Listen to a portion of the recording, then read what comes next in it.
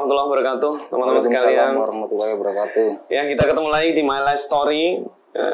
Saya Aditya Abdurrahman. Kali ini saya ngajak sahabat saya, teman saya di Skenapang. Panggilannya Kas. Kas ini salah satu aktivis di Skenapang di Surabaya, teman-teman sekalian. Kalau kita lihat hari ini banyak sekali teman-teman yang masih aktif. Dan salah satu yang alhamdulillah sudah mulai berubah ya, pengen belajar agama, pengen tahu bagaimana Islam, kemudian pengen memberikan sharing ya, inspiratif kepada teman-teman yang mungkin pengen tahu lah kisah-kisah dari teman-teman di skena yang hari ini sudah banyak perubahan. Nah, saya sapa dulu ya. Waalaikumsalam. Gimana kabarnya, Kas? Alhamdulillah baik. Alhamdulillah. Santai aja, Kas ya. Iya. Kita sambil relax, kita ngobrol-ngobrol. Selama ini saya pengen banget ngobrol sama Kas karena ada banyak pengalaman yang mungkin ada sebagian yang sama, ada sebagian yang berbeda. Dan ini sepertinya kalau kita diskusikan di podcast ini, rasanya ada teman-teman yang bakal dapetin lah hikmah dari kejadian-kejadian yang dulu pernah Kas alami. Iya. Ya kan? Sekarang ini masih aktif banget di Skenapang, Kas. Iya, aktif. Masih aktif. Masih ngeband juga. Masih ngeband. Wah. Dulu ceritanya pada saat di skena tahun berapa, Kas? Tahun 97. 97 kenal punk. Kenal punk. Waktu itu masih sekolah? Masih sekolah kelas 2. Kelas 2 apa nih? SMA, STM. Dulu STM. STM apa dulu? STM Berdikari. Oh. Nah, dulu di STM kelas 2 ceritanya tahu punk pertama kali gara-gara apa, Kas? Saya punya teman dulu ya. Oh. Nah, teman saya itu punya adik. Adiknya itu anak punk. Oh. Terus temen itu juga punk juga? Iya, habis itu kan aku punya teman itu, adiknya itu waktu ke rumahnya sama teman-temannya kan, stylenya kok gini ya. Oh. Jadi temannya adiknya itu, temanku yang ikut anak punk itu, temanku SMP juga ikut. Oh, jadi style yang waktu itu tahu tuh dia mohak-mohak gitu sama teman-temannya. Gitu ya, sama pakai kalung rantai. Padahal tahun 97 itu. 97. Berarti kamu pada saat itu tertarik terus pengen diajak nongkrong? Atau gimana? Sebelumnya kan saya berteman sama masnya. Masnya itu meninggal. Habis itu aku bergaul sama adiknya. Jadi sampai aku dijak nongkrong ke Delta. Dulu pertama kali ke Delta tahun 97. Oh ya, dulu tempat nongkrong pertama iya, di Delta Plaza. Terus pada saat nongkrong dikenalin sama teman-temannya. Terus jadi paham punk itu gimana ceritanya? Ya karena stylenya kan gimana ya, kok unik gitu. Terus pendiriannya sangat kuat ya. Terus kebebasan, aku jadi suka kelakuannya gitu kayak gitu. Gimana itu. Terus dulu aktivitas yang pertama kali terkait dengan punk itu apa? Pengen ngeband atau apa dulu waktu itu? Biasanya kan dari musik dulu ya biasanya. Iya. Apa dulu kira-kira yang sebelum ngeband kan kita kan ke acara-acara dulu kan. Kayak open air gitu. Dulu kan sering nonton band-band punk. Nonton band-band punk kayak Blaster dulu kayak. Aku paling suka Blaster itu. Terus apalagi kalau Surabaya yang inspirasi dulu? Blaster, terus Sinner ya. Dulu sering itu di acara kampus-kampus itu Blekuduk kayak. Blekuduk tapi tutup punk ya? Bukan punk, tapi banyak yang buku. Nah dulu pada saat tahu nonton band-band punk ya kan, terus kemudian ada rasa keinginan, wah aku pengen duwe band koyok gini misalnya gitu ya kira-kira. Iya. Terus sebelum akhirnya kan aku kan jadi street punk dulu. Di skena itu kan street punk sama anak-anak. Akhirnya kami memutuskan itu untuk membentuk band. Tahun 97 itu. Berarti cukup cepat ya. Kenal punk tahun itu juga. Iya. Kemudian nonton Kids. Terus kemudian kepengen bikin band punk. Iya. Ini sorry Kas, aku pengen nanya nih. Biasanya kalau teman-teman punk itu sebagiannya mereka itu ketika mereka hidup di jalanan, bergabung di skena, itu ada yang backgroundnya memang dari broken home, betul nggak sih? Kalau aku sih biasa-biasa aja Di keluarga Di keluarga nggak kayak ada. gitu ya. Iya. Jadi nggak broken home ya. Broken home. Tapi teman-teman ada kan kayak Ada. gitu ya. Dan itu memang betul ya. Kebanyakan itu orang sukses biasanya orang yang kaya itu. Malah Banyak teman-teman yang kaya itu pasti malah justru mereka dari keluarga kaya. Kadang ya kayak bapaknya kerja luar kota, gak pulang-pulang. Anaknya nggak keurus. Iya, kayak personilku dulu. Ada yang kayak gitu. Iya kayak gitu. Padahal manajer bapaknya.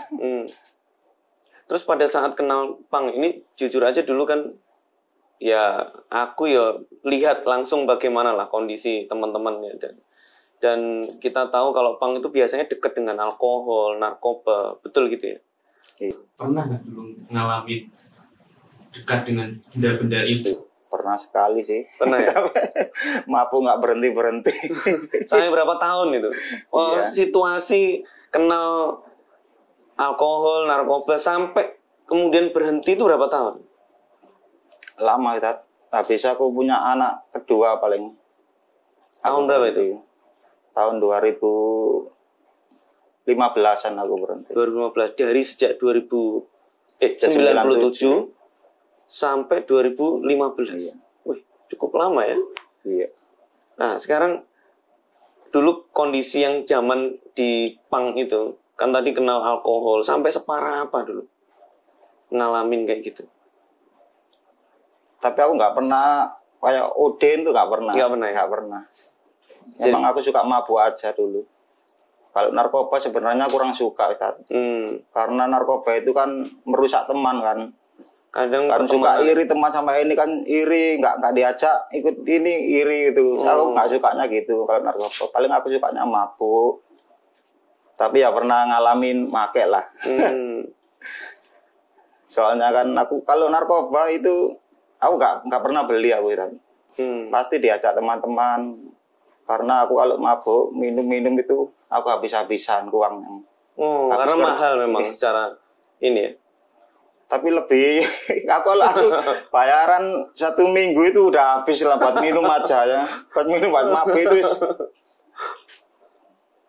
Kadang aku luar kota gitu pulang ke rumah itu habis ngasih sama orang tua sama adik-adikku. Wis sisanya ini tak buat minum langsung habis. Dan dulu kondisi terburuknya ketika ya pengalaman dengan benda-benda itu ya, narkoba, kemudian alkohol, paling banyak alkohol. Itu yang paling parah kondisinya kayak apa? Maksudnya mungkin gara-gara alkohol akhirnya larinya ke kriminal, ke tawuran, ke apa? Pernah nggak ngalamin kayak gitu? Ya pernah sih tawuran ya pernah. Gimana ceritanya? Tawuran dulu kan ada teman saya ya mau mencari aku, terus dipukulin sama anak yang suka resek itu di kampungku. Habis itu besoknya aku dengar aku dibilangin besoknya tak samperin ke situ. Tapi aku juga sambil mabuk juga. saya membawa senjata tajam juga ya ke sana. Terus tak samperin, dia juga sambil minum sama teman-temannya.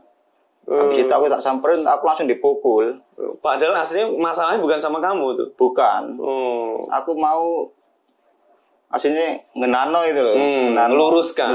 Nah, ngeluruskan. Kok temanku dipukulin di sini dari aku gitu. Tiba-tiba aku dipukul, aku juga refleks. Terus apa yang terjadi setelah itu? Nah, aku ngeluarin senjata tajam langsung tak bacor. Hampir ini ya. Iya, dia kayak kena, untung aja nggak mati, untung aja. Iya. Alhamdulillah itu. Terus gimana itu setelah kondisinya seperti apa, nggak kemudian urusan sama polisi? Enggak, akhirnya urusan sama kekeluargaan, akhirnya orang tua yang biayai pengobatannya gitu. Orang tua siapa maksudnya? Orang tua aku. Alhamdulillah ya. Iya. Jadi keluarga masih ya ngelihat kondisi kayak gitu ya, masih nolongin lah ya. Iya. Ya, alhamdulillah. Terus ada nggak yang lain kayak misalnya dulu kan yang namanya tawuran, masa Allah kalau di gigs ya sambil nonton konser isinya tawuran. Saya tuh nggak tegaan sama anak-anak kayak lemah gitu, fisiknya lemah terus dipukulin sama kayak anak-anak teman-teman yang temannya banyak gitu. Aku nggak tegaan soalnya itu. Pasti aku tolongin. Kayak aku di sekolah dulu SMP juga gitu, pernah nolongin temanku waktu fisiknya kecil memang ya. Dia itu kak dicepitkan sama bangku itu loh. Bangku itu dicepit kan kasihan kan dia.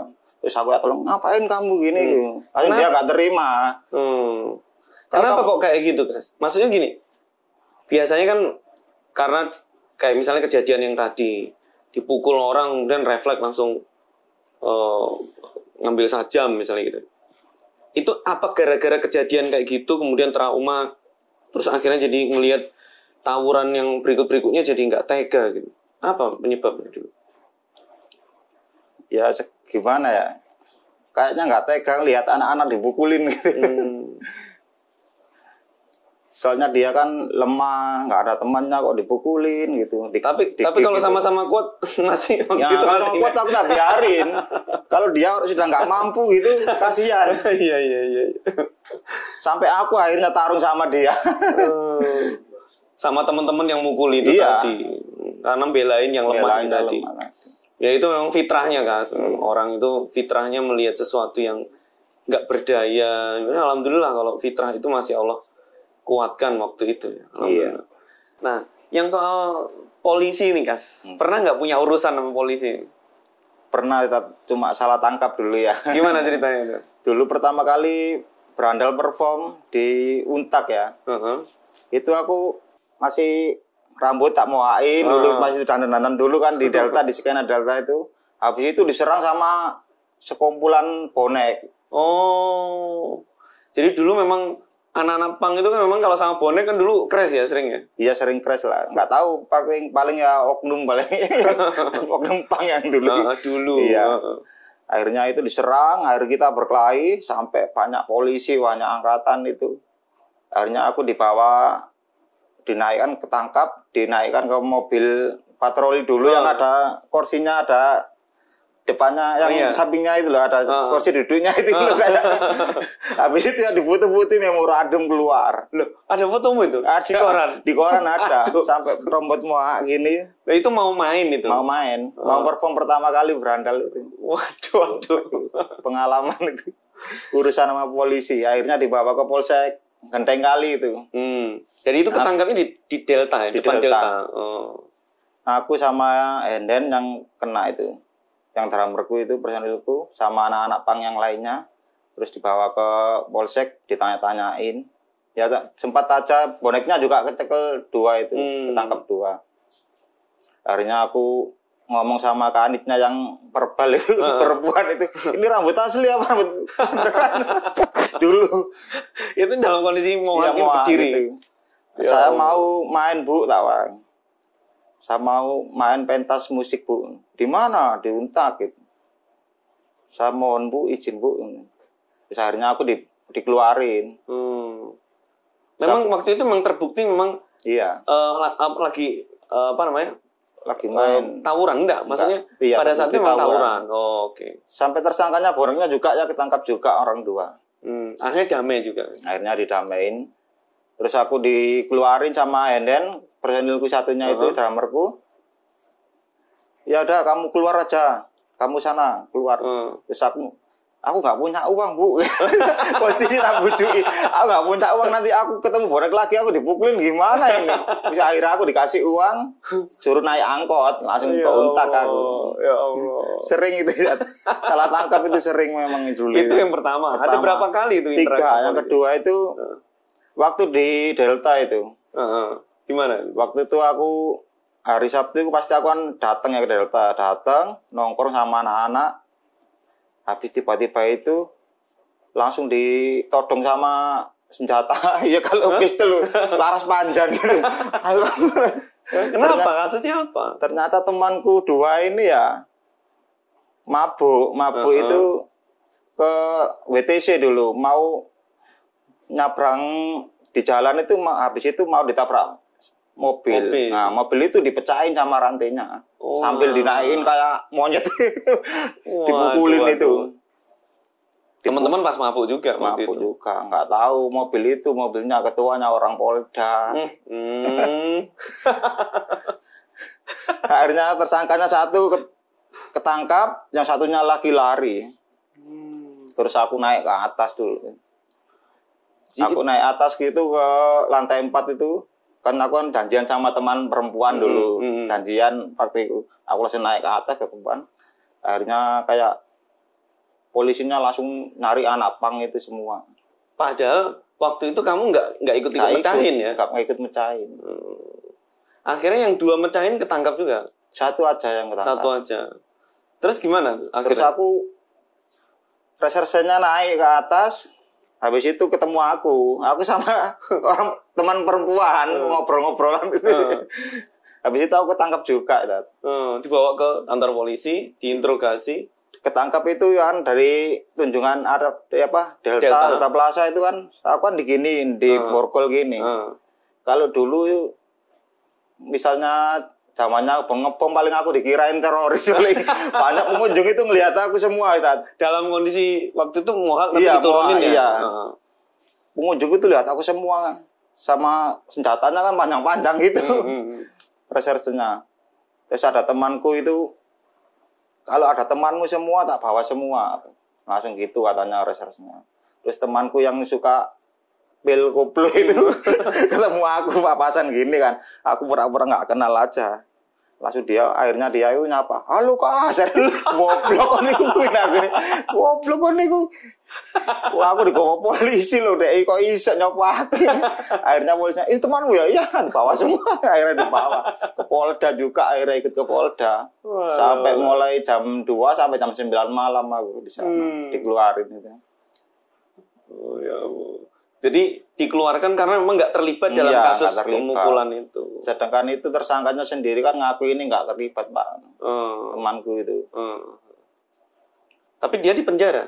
Di penjara, dipukulin, aku nggak tega. Sebelah aku dipukulin sampai ditelanjangin. Kuat anak dipukulin terus. Ya Allah.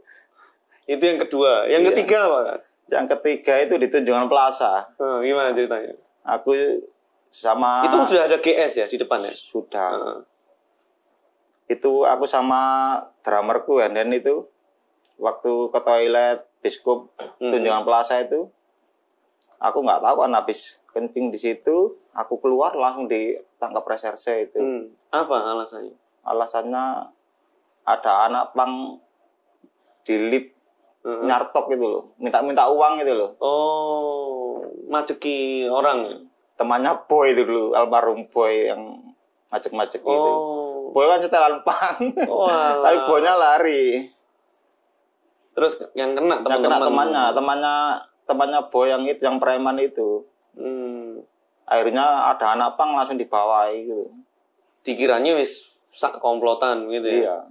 Tapi aku nggak kenal aku sama anaknya itu yang ketangkap itu. Aku dibawa langsung dicek di atas, dibawa ke lantai atas sendiri di Tunjungan Plaza sama Henen itu. Tapi Henen berontak, jangan gini Pak. Kamu ikut aja di sana. Tapi nggak sampai di apa gitu di hukum enggak. Setelah diinterogasi ternyata bukan ya dilepaskan lagi. Yang tersangkanya kan ini tak bener temanmu tak. Aku langsung mendelik gini. Kalau iya ya wis paling tak pukulin di penjara sama-sama. Wah, gak bersalah cuma. Tapi asli memang gak kenal. Gak kenal. Alhamdulillah. Terus dia mengaku bukan. Aduh, alhamdulillah langsung. Akhirnya polisinya resernya itu, udah pukulin aja kamu kalau nganu. Udah Pak, sikap. Biarin aja Pak. Aku sampai disuruh mukulin sama polisinya itu. Ya itu yang salah tangkap terus dulu itu. Yes. Alhamdulillah ya ternyata nggak sampai yang kemudian ya kenakalan yang dulu itu terus kemudian sampai ketangkep beneran terus di penjara belum pernah kayak gitu ya? Nggak pernah. Alhamdulillah. Apalagi kehidupan di jalan kan memang keras juga sih.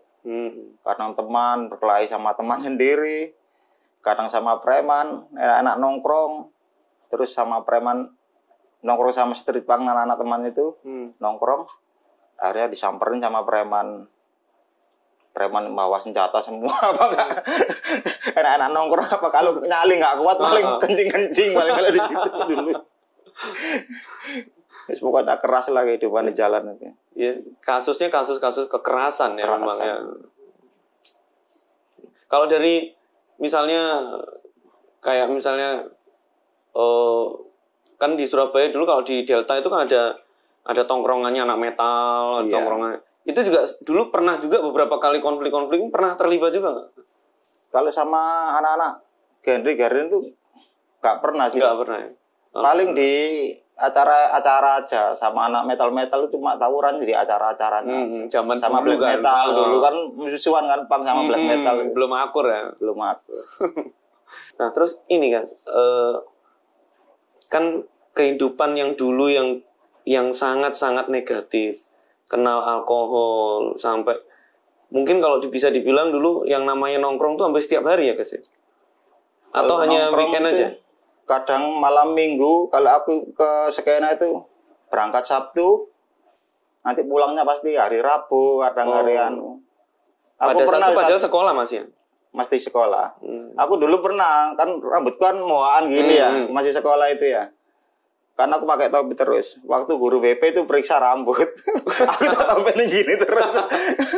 Habis itu dibuka sama guru BP. Ini rambut langsung dibuka gini. Ini rambut potongan apa ini? Langsung dipotong, digunduli semua. Kelas 2 itu. Waktu EPTA paling. Ini masih mohak ya, Kas? Masih. Ya lihat ya.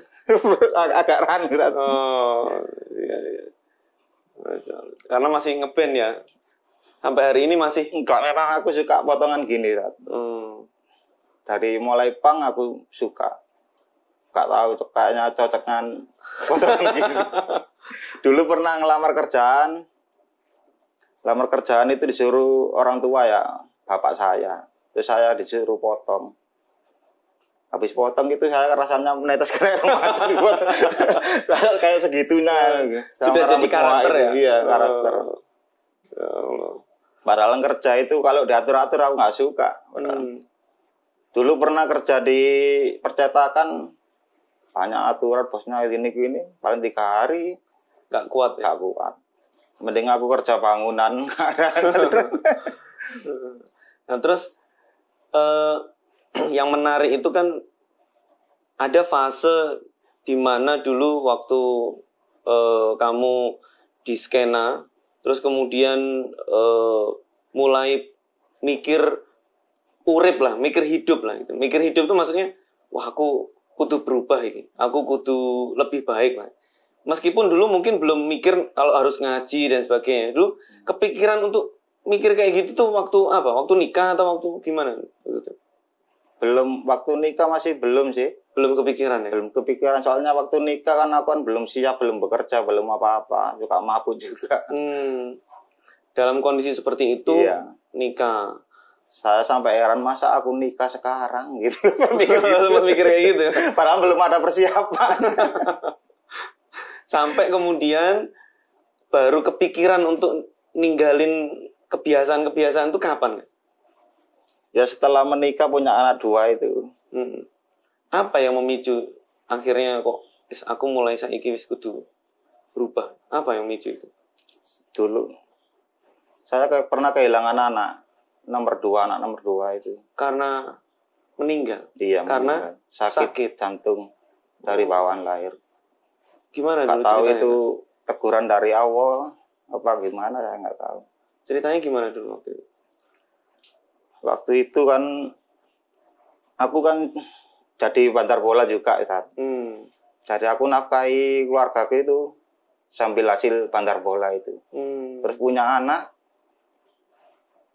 sakit gitu. Sejak lahir.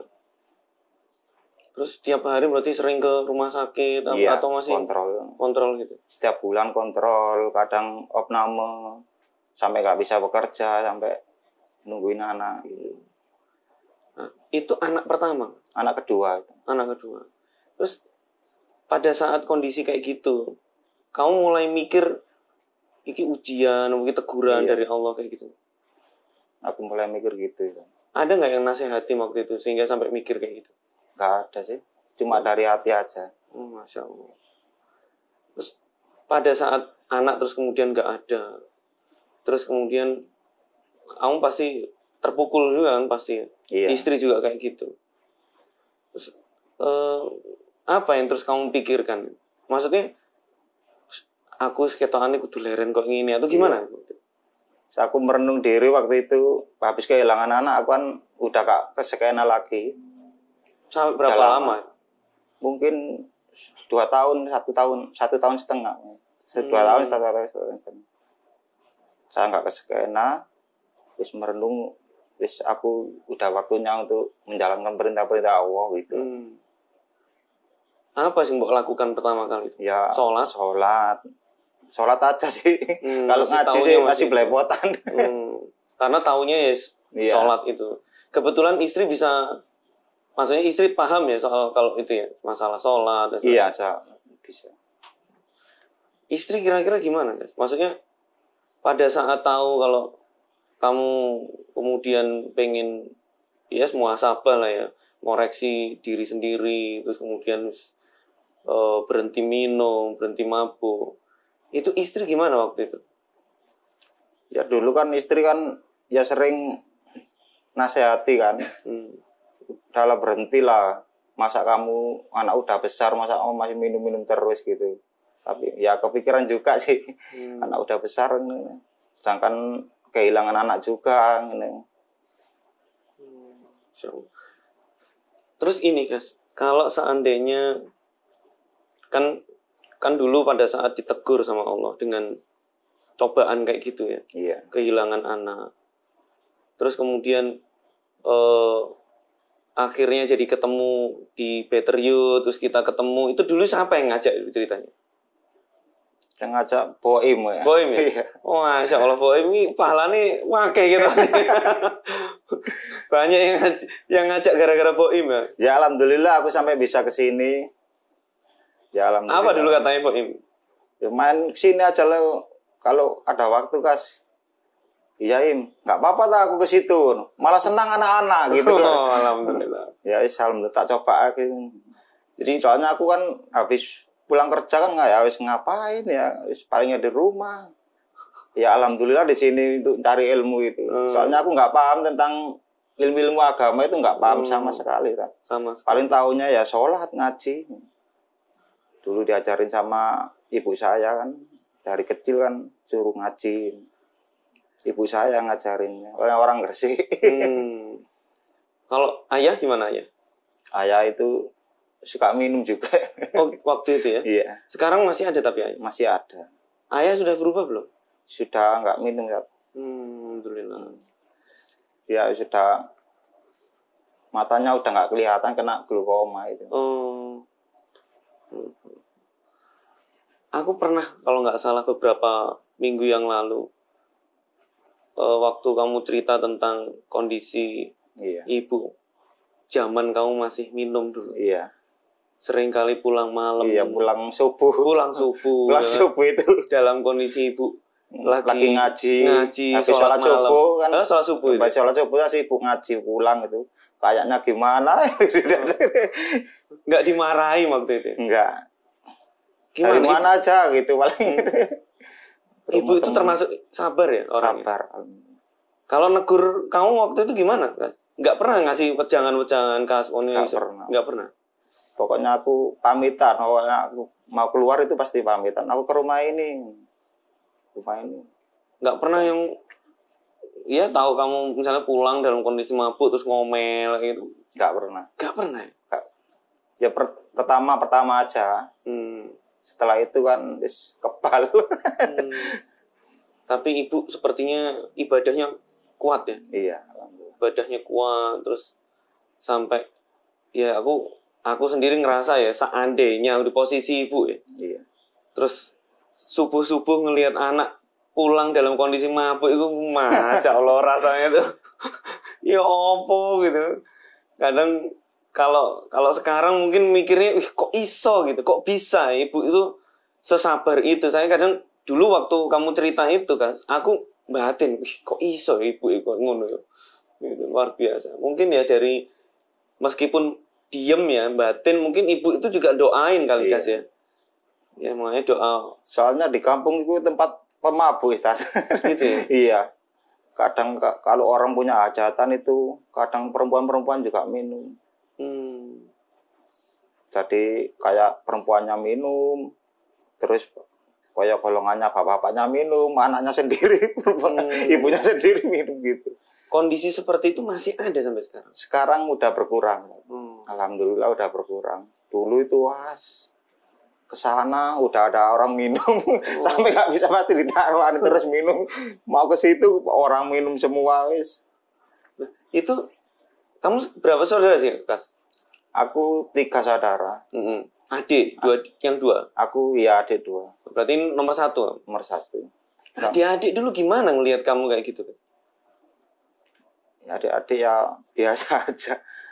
Nggak niru-niru? Yang adik laki-laki ya suka aku main, suka lihat. Tapi sekarang nonton, udah almarhum. bantuin. Iya.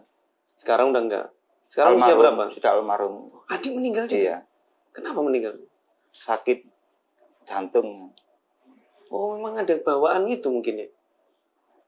Kebesaran, kegemuan gitu. Kegemuan. Iya. Oh. Bukan karena riwayat keluarga sampai kemudian anak punya bawaan yang jantung juga, bukan ya? Bukan. Kegemuan kan akhirnya kan kayak penyempitan pembuluh darah kan. Orang gemukan gitu asalnya. Sekarang ini, Kas. Kan orang tua masih ada ya dua-duanya? Nggak ada yang ibu nggak ada. Ibu juga nggak ada? Kapan ibu meninggal? Ya sebelum adik saya. Tahun berapa itu? 2017 kalau nggak 18. 2018 kan? Iya 2018. Berarti ibu belum sempat menangi kamu ini ya, ngaji ya berarti ya? Belum. Ya moga-moga ibu dalam kondisi sudah meninggal tapi tahu gimana kondisi anaknya ya, yang dulu kayak gitu terus kemudian sekarang sudah berubah lah gitu ya. Ya harapannya kan doa-doa anaknya itu kan kemudian nyampe gitu. Kalau anaknya yang soleh itu kan doa-doanya bisa nyampe ke ibu ya. Moga-moga kayak gitu ya. Biasanya setiap Kamis pasti aku doain buat orang tua.